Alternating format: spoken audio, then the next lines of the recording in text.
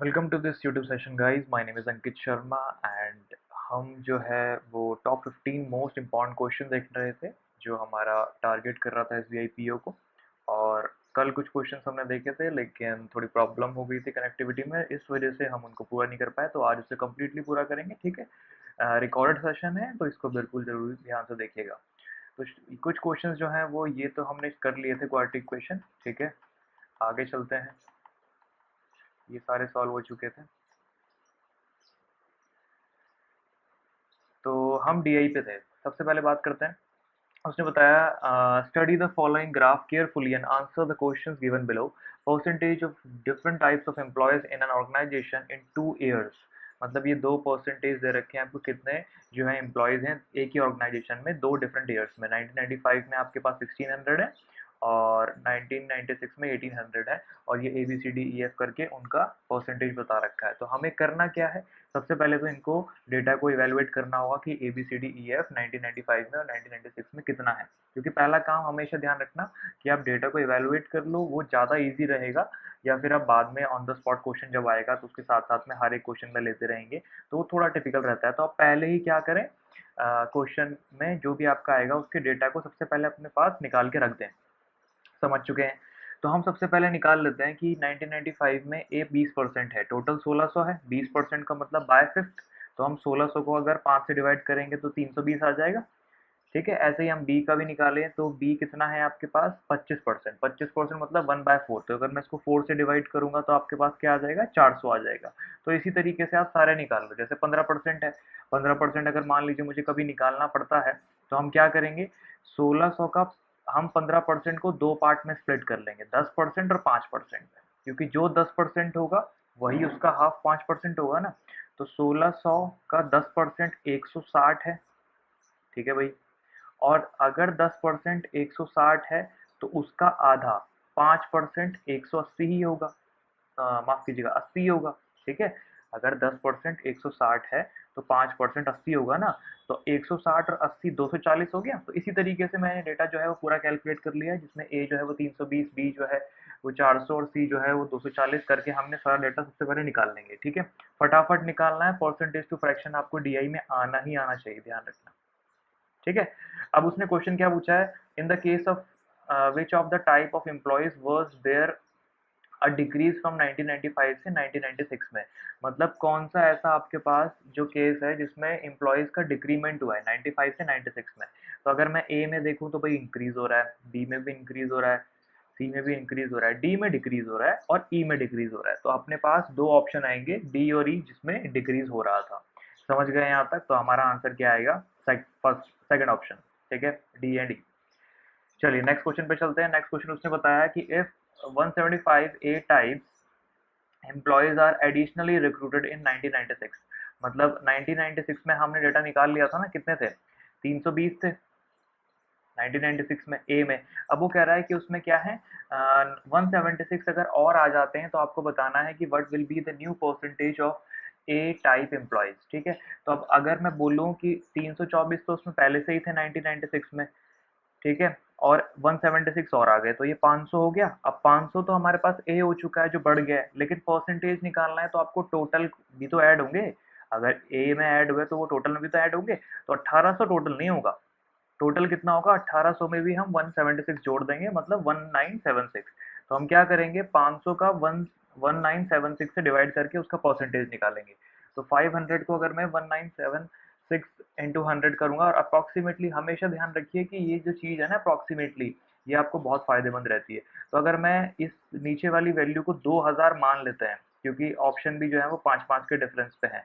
तो अगर मैंने मान लिया कि ये 2000 है, तो 500 में से अगर 2000 कटता है तो कितने पे जाएगा, 1/4 पे जाएगा। 1/4 का मतलब क्या होता है, 25%।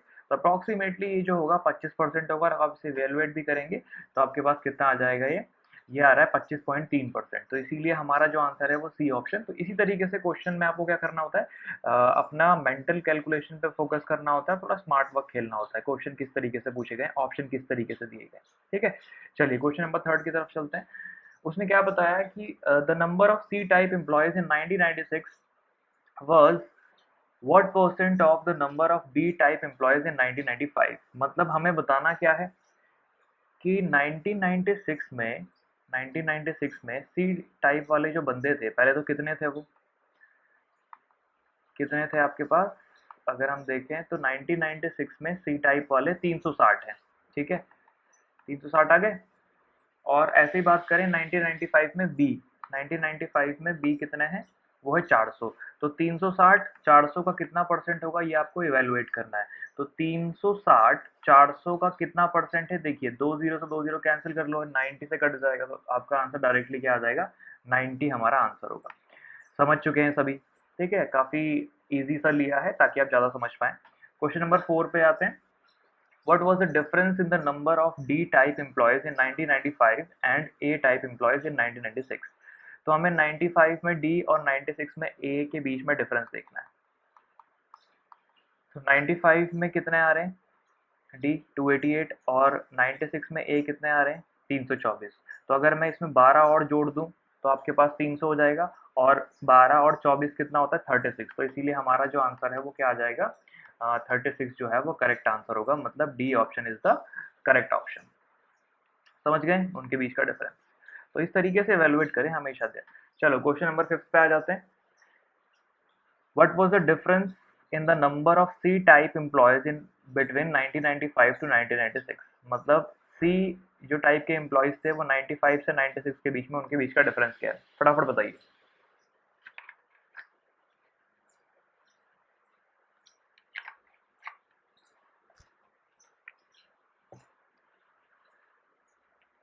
चलिए देख लेते हैं। देखिए 96 में आपके पास जो सी था, सी हमारे पास देखो कितना था, 240 से 360, तो ये 120 का डिफरेंस दिख रहा है साफ। तो आपका आंसर क्या आ जाएगा, 120 जो होगा वो हमारा आंसर होगा। समझ गए, ठीक है। तो डी आई मैंने काफ़ी आसान लिया था ताकि आप ज़्यादा चीज़ें समझ पाएँ, किस तरीके से परसेंटेज कैलकुलेट करना होता है, टोटली इस पर डिपेंडेंट था, ठीक है। इससे अच्छे डी आई हम और शुरुआत करेंगे, ठीक है। चलिए क्वेश्चन नंबर पहले पे आ जाते हैं आपके पास। ये क्वेश्चन नंबर फर्स्ट है जो अर्थमेटिक के मैंने 5, देखिए लास्ट सेशन में हमने क्वाड्रेटिक क्वेश्चन लिया था। मेरा जो पूरा ओल सिनेरियो था वो ये था कि हम 15 क्वेश्चन को ध्यान में रखें। 15 क्वेश्चन का मतलब है 5 जो हमारे क्वाड्रेटिक हो गए, 5 अपना डीआई हो गया, और 5 अपने पास अर्थमेटिक के क्वेश्चन होंगे। तो हम डीआई तो देख चुके, अर्थमेटिक के क्वेश्चन और देखने। तो सबसे पहले क्वेश्चन को पढ़ते हैं। क्या बताया उसने, वो बता रहा है कि the MRP of an article is 60% above its manufacturing cost. The article is sold through a retailer who earns 19% profit on his purchase price. What is the approximate profit percentage for the manufacturer who sells his article to the retailer? The retailer gives 15% discount on MRP. ठीक है, तो सबसे पहले क्या करेंगे, आप video को pause करेंगे और क्वेश्चन खुद से सॉल्व करेंगे। मैं आपको बताता हूँ, ठीक है। फिर उसके बाद वीडियो को आप दोबारा देखना, रिज्यूम करें। देखिए जो भी मैंने चीज़ें मैं सॉल्व करता हूँ मैं आपको स्क्रीन पे शो कर दूंगा, अभी वो सारी चीज़ें आप उसी तरीके से शो करेंगे। देखो सबसे पहले हम 3 सिनेरियो ले लेते हैं, ये सीपी है, ये एमपी है, एसपी है, ठीक है। इसका कॉन्सेप्ट आपको आना चाहिए, ध्यान रखिएगा। तो अगर उसने बोला, हम मान लेते हैं कि कॉस्ट प्राइस 100 है और मैन्युफैक्चरिंग कॉस्ट कह रहा है ना, वो मैन्युफैक्चरिंग कॉस्ट को मान लेते हैं कॉस्ट प्राइस, ठीक है। इसमें से उसने बोला 60% ज़्यादा है, तो इसका मतलब जो मार्क प्राइस होगा वो 160 होगा। तो 160 यहाँ पे आ गया। 100 को अगर मैं 60% से बढ़ाता हूँ तो वो 160 ही तो हो जाएगा। अब उसने क्या बोला है कि वो 15% का डिस्काउंट देता है, तो मार्क प्राइस पे जितना भी डिस्काउंट मिलता है उससे बचा हुआ जो पैसा होता है वो सेलिंग प्राइस होता है, ये बात हम जानते हैं, ठीक है। तो 160 में अगर 15% का डिस्काउंट मिलेगा तो 160 का 10% 16 हो गया, 16 का आधा 8 हो गया, तो 16 और 8 24। तो अगर 160 में 24 घटाएंगे तो 136 आ जाएगा आपके पास, ठीक है। तो 136 हमारा क्या होगा, सेलिंग प्राइस होगा। अब उसने ये बोला है कि जो प्रॉफिट है आपके पास वो 19% का हो रहा है, तो इसका मतलब ये 136 जो होगा वो 119% के बराबर होगा। समझ रहे हैं, तो 136 जो है वो 119% के बराबर है। तो 1% की वैल्यू कितनी आ जाएगी आपके पास, 136 डिवाइड बाय 119 इंटू 100, ऐसे तो निकालते हैं। तो अगर मैं इसे इवेलुएट करूंगा तो मेरे पास ये कुछ 114.28 के आसपास आ जाएगा। तो अगर मेरा कॉस्ट प्राइस कितना है, 100 रुपये था, तो हमारा जो सेलिंग प्राइस आ रहा है वो कितना है, 114.28 है। इसका मतलब ये इससे कितना ज़्यादा आ रहा है, 14.28 आ रहा है ना। तो 14.28 आपका क्या होगा, प्रॉफिट हो रहा होगा प्रॉफिट परसेंटेज होगा मैन्युफैक्चरर को किस पे, ताकि वो सेलिंग कर सके अपने आर्टिकल को। ठीक है, समझ चुके हैं।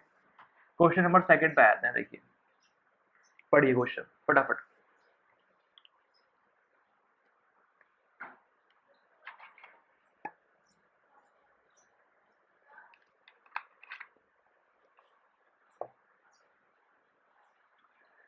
देखिए, उसने बताया a boat take 6 hours to cover 100 kilometre downstream and 30 kilometre upstream.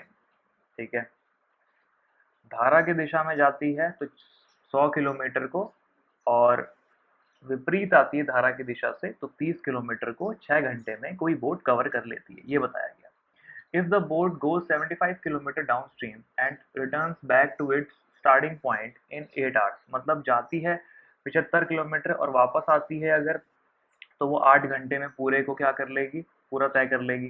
ठीक है, what is the speed of boat in still water and the rate of stream बताना है हमें, क्या होगा। समझ गए हैं। तो देखिए, पहली इस लाइन से हम इक्वेशन बना सकते हैं। ठीक है, हमेशा ध्यान रखना अगर आपको टाइम दिया है तो हम पूरी इक्वेशन को टाइम में बाउंड कर लेते हैं। टाइम क्या होता है आपके पास, डिस्टेंस अपॉन स्पीड हो जाएगा। ठीक है, तो अगर मैं बोलूँ कि ये 100 किलोमीटर को अगर डाउनस्ट्रीम जाना है, तो डाउनस्ट्रीम जाने में वो कौन कौन सी स्पीड का यूज होगा। एक तो रिवर की स्पीड होगी हमारी, ठीक है, और एक बोट की स्पीड भी होगी। तो हम क्या करते हैं, बोट की स्पीड को x मान लेते हैं, रिवर की स्पीड को क्या मान लेते हैं, y मान लेते हैं। तो हमारे पास क्या होगा, अगर मैं बोलूँ 100 और x प्लस वाई। ठीक है, तो एक इक्वेशन तो ये हो गई, क्योंकि ये जिसकी डिस्टेंस है आपके पास, डिस्टेंस है डाउनस्ट्रीम की, और ये डिस्टेंस, ये स्पीड है डाउनस्ट्रीम की, जिसमें ये क्या है, बोट की स्पीड, ये रिवर की स्पीड है, तो दोनों का सम होगा ना, क्योंकि डाउनस्ट्रीम में जा रहे हैं, धारा की दिशा में जा रहे हैं। समझ गए हैं।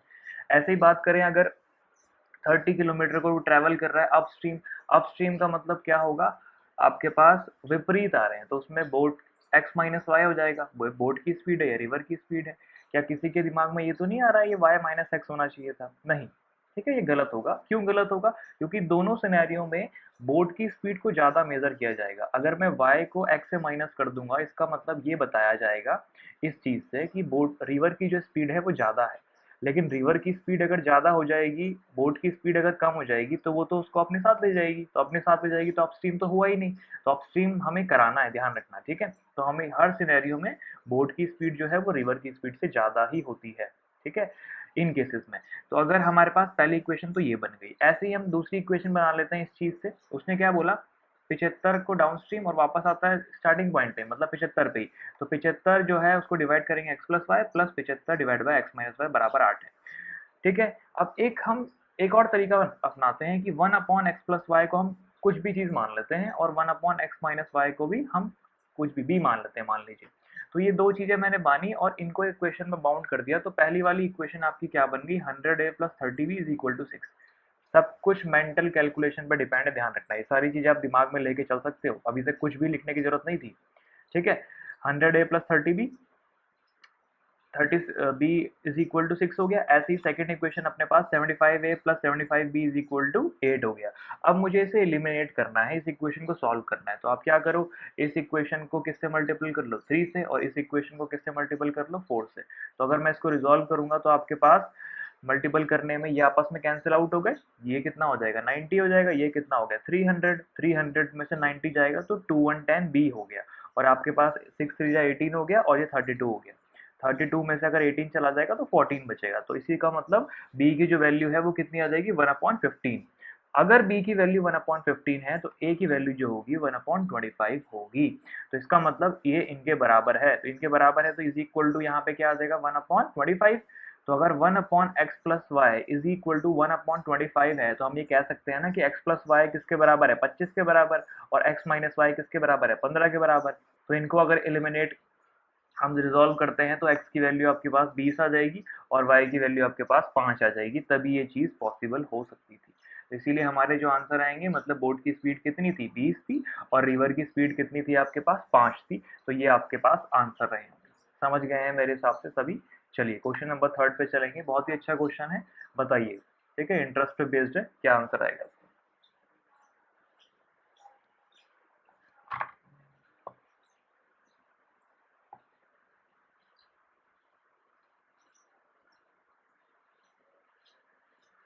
क्वेश्चन पढ़ लेते हैं। उसने बताया a sum of rupees 10,000 was invested in a scheme, किसी स्कीम में 10,000 रुपए को इन्वेस्ट किया गया। The rate of simple interest offered for 3 years was 6%, 9%, 5% per annum respectively. मतलब जो रेट ऑफ सिंपल इंटरेस्ट दिया गया, ऑफर किया गया, वो 6% पहले साल के लिए, दूसरे साल के लिए 9%, तीसरे साल के लिए 5% है, साधारण ब्याज, ध्यान रखना, ठीक है।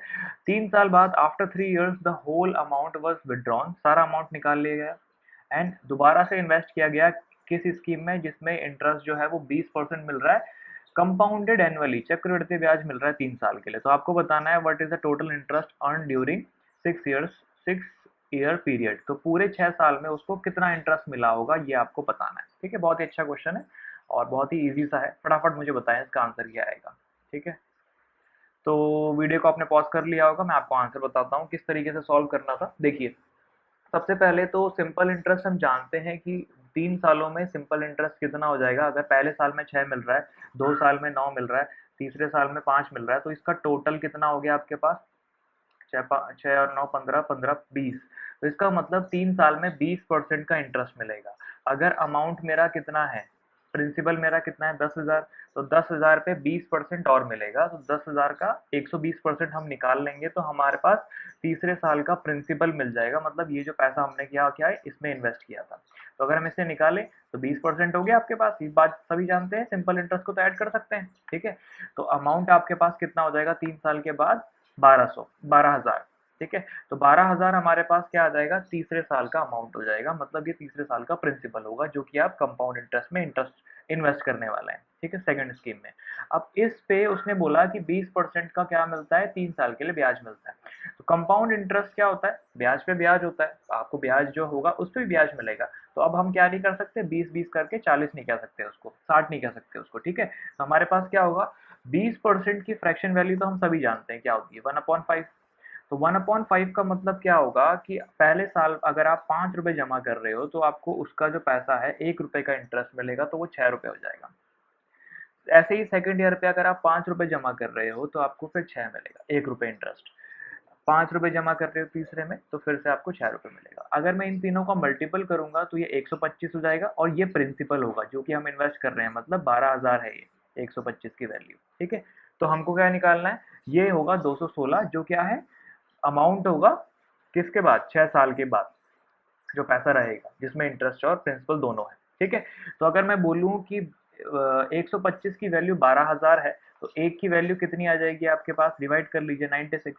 एक की वैल्यू अगर 96 आ गई तो 216 की वैल्यू कितनी हो जाएगी, 20736। तो 20736 आपके पास वो अमाउंट है जो आपके पास 6 साल के बाद बना। आपने पैसे कितने लगाए थे शुरुआत में, 10,000 लगाए थे।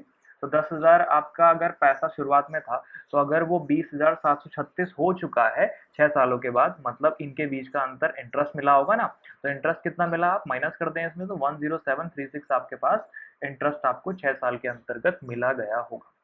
आई होप ये सभी समझ गए होंगे। हम क्वेश्चन नंबर नेक्स्ट पे चलेंगे, फोर्थ पे, ठीक है।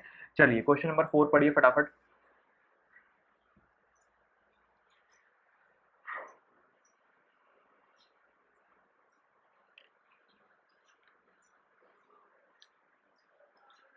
क्वेश्चन है, Ronnie and Pankaj spend 70% and 75% of their respective salaries, ठीक है।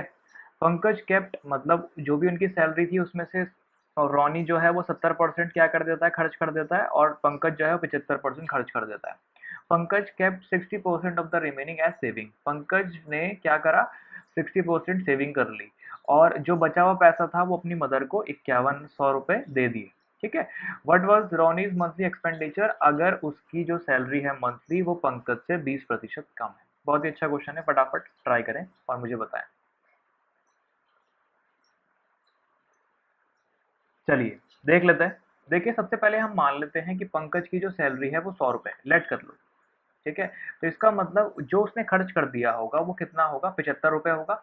अब अगर 100 में से उसने 75 रुपए खर्च कर दिए तो बचे कितने होंगे, 25 रुपए। समझ गए, 25 रुपए अगर बचे हैं जिसमें से उसने क्या बोला, वो 60% तो सेव करता है, तो 25 का 60% अगर हमें निकालना है तो वो कितना है, 15। तो अगर 25 में से 15 उसने क्या कर लिए, सेविंग कर ली, तो जो बचा हुआ पैसा है वो हमारे पास कितना आया, 10 रुपए आया। लेकिन उसने क्या बताया, जो बचा हुआ पैसा था वो कितना है, 5100 रुपए, जो उसने अपनी मदर को दे दिए थे। तो इसका मतलब 10 की वैल्यू आपके पास 5100 होगी, तो 1 की वैल्यू आपके पास 510 आ जाएगी। अगर 1 की वैल्यू 510 आ गई तो हमें क्या, पंकज की सैलरी कितनी है, 100 रुपए मानी थी ना, तो 1 की वैल्यू अगर 510 है, मतलब पंकज की सैलरी कितनी थी, 51,000 रही होगी। यहाँ तक सभी को समझ में आ चुका होगा। अब रोनी की जो सैलरी है वो पंकज से 20% कम है, 20% कम है मतलब 80% होगी। तो अगर मैं 51,000 का 80% निकालूंगा तो आपके पास क्या आ जाएगा, 40800 आ जाएगा। तो ये आप इवेलुएट कर सकते हैं इजीली, कोई बड़ी बात नहीं है, ठीक है। जिसमें से उसने क्या बोला, पंकज जो खर्च करता है वो हमें बताना है। तो पंकज जो खर्च करता है वो 70% है, तो 40800 का 70% निकाल लो, 20 कैंसिल हो जाएंगे, ठीक है। तो ये आ जाएगा 28560 आपका आंसर होगा, जो हमारा फोर्थ क्वेश्चन का आया है। समझ गए हैं सभी, बहुत ही इजी क्वेश्चन था। अगर आप इस मेथड से समझते हैं तो ये बहुत जल्दी हो जाएगा। ये मेंटल कैलकुलेशन पे बेस्ड है, ये सब कुछ आपको बनाना नहीं है, ध्यान रखना, ठीक है। आपको समझा रहा हूँ इसीलिए बनाना पड़ रहा है, लेकिन आपको क्या करना है, इसे समझना है। चलिए क्वेश्चन नंबर लास्ट है हमारा, फिफ्थ क्वेश्चन, बहुत ही इंपॉर्टेंट है, ध्यान से पढ़िए इसे। क्वेश्चन क्या है, the expense on food, rent, electricity of a family are in the ratio 5, 15 और 3। मतलब कोई फैमिली का जो एक्सपेंस फूड पे होता है, रेंट पे होता है, इलेक्ट्रिसिटी पे होता है, वो 5, 15 और 3 के अनुपात में है। The expenditure on food, rent, electricity is increase by 20%, 10%, 30% respectively. मतलब जो भी खर्चा फूड, रेंट, इलेक्ट्रिसिटी पे होता है, अगर वो 20%, 10%, 30% से बढ़ जाता है सभी में, तो हमें बताना है कि the total expense of family those increase by how much percent. तो कितना उनका जो एक्सपेंस है वो कितना बढ़ चुका है, ये हमें प्रतिशत में बताना है, ठीक है। फटाफट ट्राई करिए, बताइए मुझे क्या आएगा। चलिए देख लेते हैं, ठीक है, आपने ट्राई कर लिया होगा। तो अगर मैं बोलूँ 5%, हम मान लेते हैं कि 5 रुपए वो फूड में खर्च करते हैं, 15 रुपए वो रेंट पे खर्च करते हैं, और इलेक्ट्रिसिटी पे 3 रुपए उनका खर्चा जाता है। तो अगर 5 रुपए में मैं बोल दूं कि 5 रुपए पे 20% बढ़ गया, 5 का 20% हमें बढ़ाना है, तो आपके पास से कितना आ जाएगा, 1 रुपए। 5 में 20% बढ़ाना है ना, तो 5 पे आप क्या कर लो, 20% बढ़ाएंगे तो वो 1 रुपए हो जाएगा। समझ रहे हैं ये चीज़ सभी, ठीक है। 15 पे अगर मुझे 10% क्या करना है, निकालना है, तो वो कितना हो जाएगा आपके पास, 1.5 रुपए। हमें इंक्रीज निकालना है तो हम निकाल लेंगे कितना कितना बड़ा है, बस उसी को निकाल के डिवाइड कर लेंगे टोटल से। टोटल कितना है, 5, 15, 3, 23। तो अगर 3 का हम 30% देखेंगे तो कितना बढ़ चुका है, तो वो 0.9 रुपए और बढ़ गया, ठीक है। तो ओवरऑल मेरे पास 1 रुपए, 1.5 रुपए और 0.9 रुपए बढ़े, तो मतलब टोटल कितना बढ़ गया आपके पास, 3.4 रुपीज जो है वो आपका ओवरऑल बढ़ चुका है, अगर मैं 5, 15 और 3 मानता हूँ पैसों को तो, ठीक है। तो अब मुझे इसका परसेंटेज निकालना है, तो इसको डिवाइड करना होगा 23 से। तो अगर आप 23 में ऑप्शन भी देख लें पहले, तो ए और सी आपको ऑप्शन में मिल रहा है, तो दोनों में से हमें देखना पड़ेगा कौन सा आएगा। तो इसको डिवाइड करेंगे 3.4 को 23 से, तो डिवाइड करोगे आप तो आपके पास क्या आ जाएगा, 14 पॉइंट समथिंग आ जाएगा। तो 14, 18/23% हमारा इसका आंसर हो जाएगा, ठीक है। C option is the correct answer है। तो इसी के साथ मुझे लगता है कि ये सेशन आपको पसंद आया होगा। अगर आपकी बिल्कुल पसंद आया है तो आप लाइक बटन पे क्लिक करिएगा। एक सेशन मैं और लेके आऊँगा ऐसा ही, ठीक है, जल्दी ही। ये रिकॉर्डेड सेशन है, तो आपको पूरा वीडियो शुरुआत से अंत तक देखना है, ध्यान रखिएगा। और इन सभी पे आप मुझे फॉलो कर सकते हैं, ठीक है। फेसबुक पे फॉलो कर सकते हो, हमारा पेज है। टेलीग्राम चैनल पे आप मुझे फॉलो कर सकते हो, पांड with Ankit sir. Friday, Monday से लेकर फ्राइडे तक 7 पीएम पे मैं लाइव रहता हूँ, ठीक है। कल का वीडियो जो है वो अकॉर्डिंग कुछ इशू, टेक्निकल इशू के कारण नहीं हो पाया था, इसीलिए अभी इस टाइम पे डाला जा रहा है। तो वरना डेली हम जो है वो 7 पीएम पे लाइव रहते हैं, ठीक है। Thank you so much for watching this session.